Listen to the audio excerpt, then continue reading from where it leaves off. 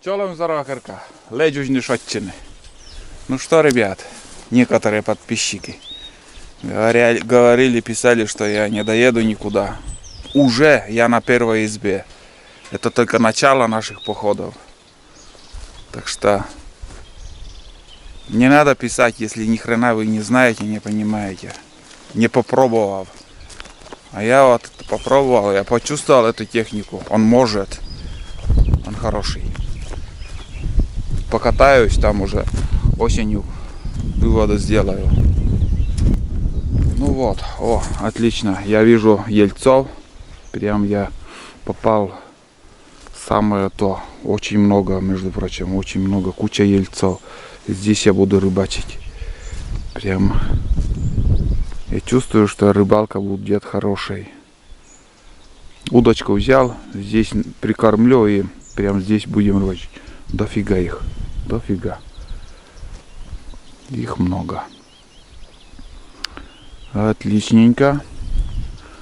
Ну, приехал с ночевкой одну ночь. Если дождя не будет, с ночевкой здесь я сегодня буду. Переночую одну ночь. И завтра обратно поедем.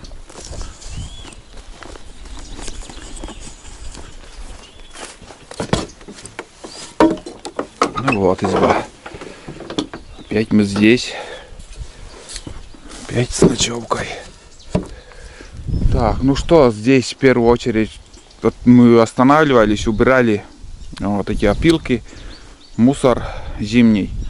Вот сейчас уже он, можно сказать, под травой. Вот, видите, вовремя все надо сделать, убрать. Какая-то вот, откуда же у меня? Это она от моей мотособаки. Это от профильной трубы 40×20 заглушка. Это от мотособаки. Это откуда-то я потерял. Челом зарагрка. Ну вот. О, да тут тепло. Как ни странно. Здесь, ребят, теплый. Я думал, надо затопить. Нет, топить не стану. Тепло здесь. Если затоплю печку, будет очень жарко. Я нарадуюсь, что я здесь снова. Класс. Опа. Чё это выдавило так? Что это? Это доска. Смотрите, ребят. Как-то сам по себе. Наверное, елка. Да, елка. И крутит, вертит эту елку. Но такого не было еще. Считай, год уже здесь. Как новый, больше года даже. Как я постелил вот это все. Ремонт был. Да, интересно. Ладненько, хорошо. Это мой штатив. Удочка тут. Доночную снасть взял одну. Хватит. Достаточно и одной. Так. Дальше где что?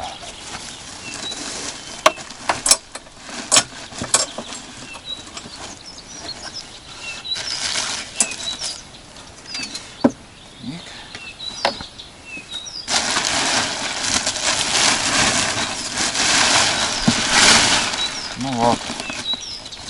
Тут у меня рюкзак. Получается, ну, вот 3 вещи.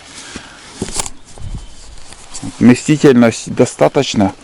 Можно, ребят, вот смотрите, еще второй рюкзак положить. И намного выше еще можно загрузиться. Грузоподъемность на 60 или 80 килограмм вот этого багажника. Что достаточно. Днище у меня ДВП на 2 хомутах. Это времянка. Вот он. Просто положил, чтобы вот сегодня в походном приехать. В принципе, он достаточно он легкий, но он, конечно, боится влаги. Лучше ПНД, конечно, ничего нету, но в данный момент у меня вот. Сейчас я в город съезжу. в город съезжу, там ОСБ, наверное, 6 миллиметров продает. Кусок возьму, там 60 на метр 25. И вместо этой ДВП, наверное, ОСБ подложу и хватит. А ПНД там, он дорогой, очень дорогой. Самое интересное для меня, ребят, это первый поход у меня. До сюда 13 700. На восходе я мерял. Но, грубо говоря, 13 500, 13 800. У кого какой спидометр. Вот, сейчас давайте посмотрим расход. Какой у меня обошелся вот этот. До сюда вот ехал. Вот. Расход великолепен, ребят. Я думал, много бензина уйдет. У меня вот красная штучка, ограничитель какой-то вот чуть-чуть выше была. Если так прикинуть, вот если вот примерно вот в баке у меня, наверное, четвертая часть только ушла топлива. Получается, я думаю, этот бак мне хватит километров 40, грубо говоря. Если 30 километров будет хватать этот бак, я буду вообще шикарно доволен. Я думаю, и уже видно, что на километров 40 этот бак будет хватать. По хорошей дороге. Когда буксуешь, конечно, больше будет трата, но нюхает. Честно, нюхает. Так что пока все устраивает. Даже вот этот расход топлива, что вот сейчас я посмотрел, вот где-то вот так вот в бак у меня ушло топливо, сантиметра 2. Это, ну, грубо говоря, 300 миллилитров, 400. Так что заправляться, я вот сейчас взял 5-литровую канистру, потому что первый раз не знаю, какой расход будет. В других походах, если туда и обратно, и немножко тут ездить, то буду брать с собой только 1,5. Вполне достаточно будет. Но меньше груза буду возить.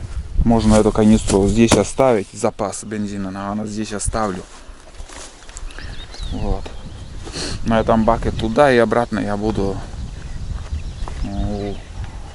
укладываться. Здесь я вчера в телеграме, где я показывал, сейчас покажу, смастерил вот такую воронку, ну 14 миллиметров шланг бензостойкий. Он влезает хорошо, просто идеально сидит. И где-то сантиметров 10 шланга. Вот. Сейчас вставляешь, он просто идеально так сидит, и заправляться одно удовольствие. Не стал заморачиваться, там покупать какие-то отдельные воронки там. Сколхозил там. Или как это говорится просто на народе. Наколхозил или сколхозил. И получилась вот такая дешевенькая воронка за 2 копейки. Вот, он всегда тоже с собой. Вот. Ну, примерно так. Все нужное у меня в багажнике. Фара. Сразу скажу, что эту фару вот сюда надо перекинуть. Он сейчас немножко мешает. Плохо светит, он попадает в багажник. Надо поднять повыше. Вот тут крепление приварить или на хомутике как-то сделать. Ну, это тоже не так сложно. Вот. В остальном пока и много рассказывать не стану. Сами будете видеть, через что я буду проезжать, проходить. Что-то переделывать, еще раз говорю, я ничего не стану. Вот сейчас я приехал сюда, немножко рассказываю, показываю. А дальше уже сейчас буду затапливать мангал, варить чай.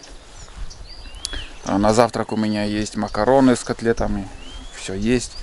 И, наверное, уже буду пробно рыбачить, попробуем половить рыбу. Если наловим, обязательно пожарим там или еще что-нибудь приготовим. Вот. Так что самое главное, я увидел, что ельцы в принципе кормятся, они есть. Или вот верхоплавки, точно это надо уже на рыбалке. Да, вон там они есть. Видно, они есть. Вот. Ну и я тоже время выбрал самое подходящее для рыбалки. Будем пробовать. А сейчас я займусь костром и готовкой завтрака. Чая. Багажник, в принципе, вполне устраивает. Я думал, тут мало вещей будет лезать. Да нет, нормально все.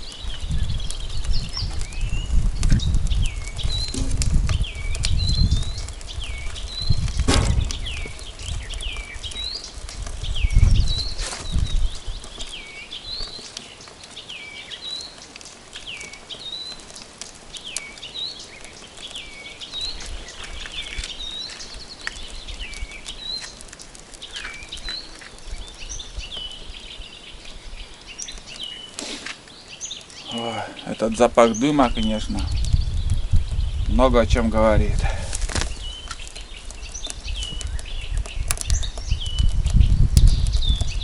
Обожаю.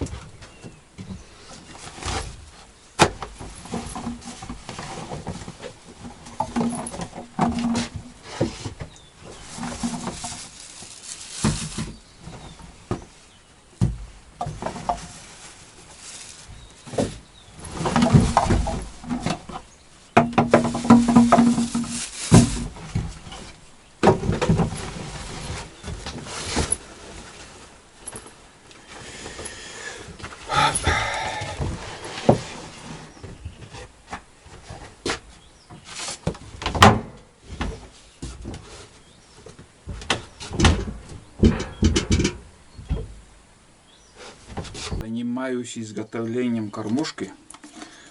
Вот. Из-под сока. Такая сколько литров тут? Миллилитров. 0,5. 0,5 достаточно для летних рыбалок с таким большим горлышком. Вот. крышкой приделал вот такую вот проволоку. Ну, в полевых условиях, в принципе. Дальше вот такое грузило здесь тоже нашел.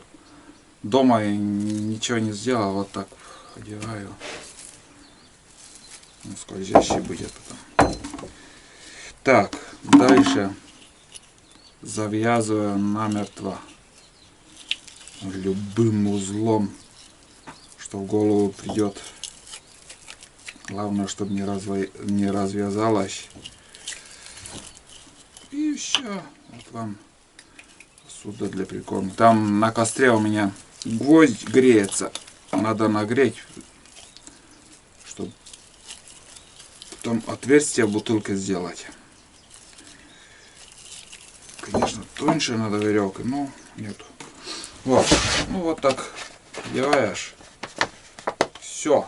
Вот вам и посуда для прикормки, ребят. Вот сюда набиваешь всякие разные вкусняшки. С хлебом я вот эту прикормку, вот тут у меня прикормка. И еще туда белого хлеба напихаю. Но для начала мне надо еще отверстие продырявить там. В принципе, все. Так. Все окей.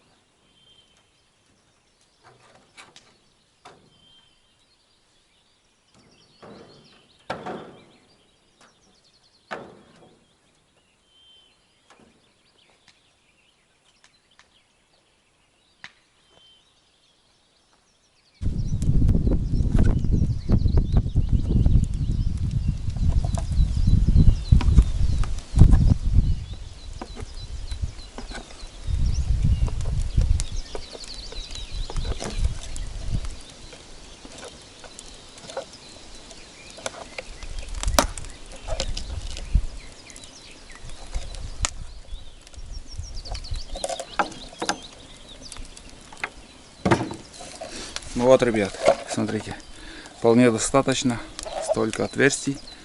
Вот он, каленым гвоздем. А нижняя часть оставил немножко, чтобы мелкие прикормки сразу не рассыпались, сухая прикормка. Ну, примерно вот так. Вот такая кормушка. Что идет у меня на прикормку? Вот. Это хлеб. Конечно, лучше сухари были бы.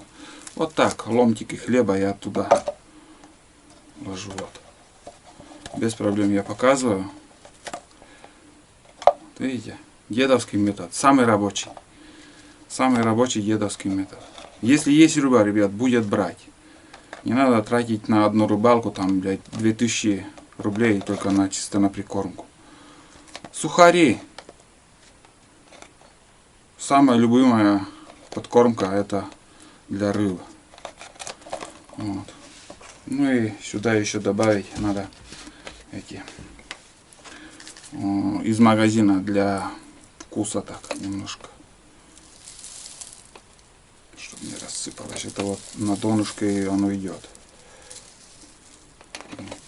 Достаточно оно. Да, пока достаточно.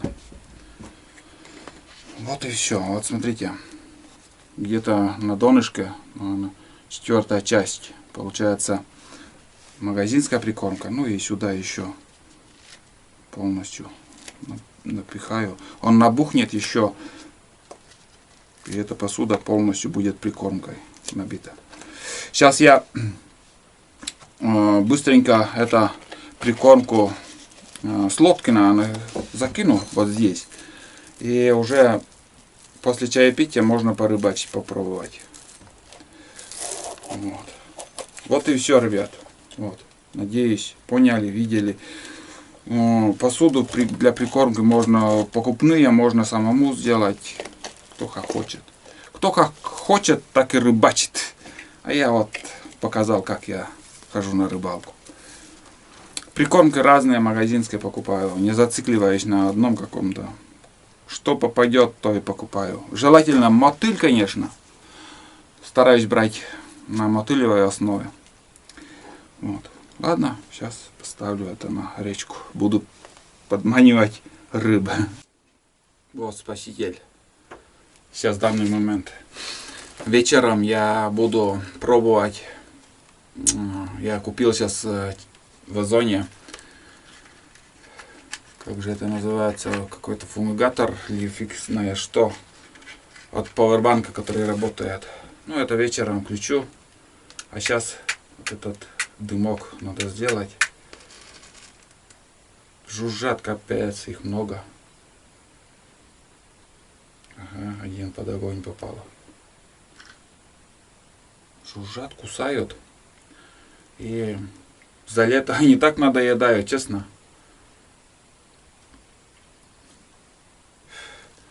За целый день это жужжание наслушаешься. Вот сейчас такой дымок. Вот этот спираль я особо не уважаю. Очень много дыма от него. Вот, ну, никак без этого. Сейчас буду завтракать. Время у нас еще рано. Я где-то в 5 часов выехал. 7 часов 43 минуты. 1 июня сегодня.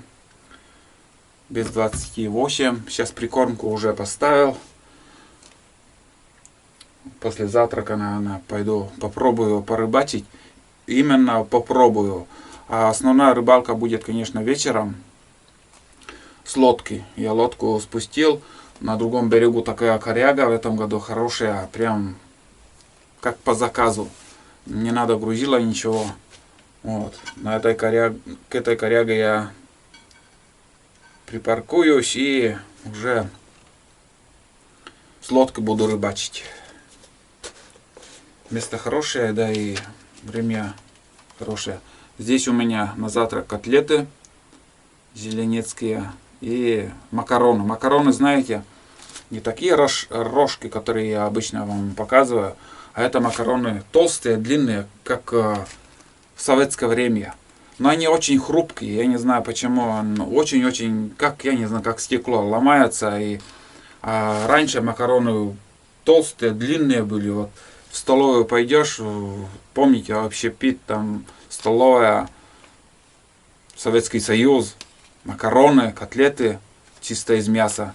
А сейчас, я не знаю, котлеты из опилок, макароны ломаются, что-то хрупкие слишком, но вкусные. Мы часто покупаем их.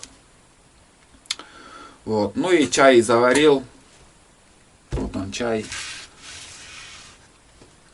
Свежая заварка. Дальше я взял сегодня, ну это остатки пряники, там несколько штук. Огурцы, помидоры. Сейчас уже как бы на улице-то есть лето, и хочется что-то легкое. Не то, что вот, скажем, зимой что-то плотно покушать, там сало или еще там, и тушенки что-то там. А именно вот взял огурцы, помидоры, летний вариант еды. Но также тушенки 2 банки взял, картошку. Картошку взял с тем расчетом, если удастся какой-нибудь более, ну вот скажем, если окушки будут ловиться, я из окуней, может, даже и сварю уху. Потому что самое вкусное уха это из окуня получается. Вот. Ну и больше ничего я не взял. Там крючки, и для съемки там гаджеты. Вот, фотографии на смартфон делаю. Там телеграм вы потом посмотрите. Ну и все, наверное. Ладно, сейчас я буду завтракать. И уже дальше буду вам снимать что-нибудь. Пока погода, ну, блин, возможно даже и дождь будет. Может все планы резко изменятся, и если проливные дожди будут, то уже никуда не выехать, никуда не поехать. Просто придется лежать и отдыхать. Действительно, но душой и телом отдыхаешь. Пусть даже дождь, это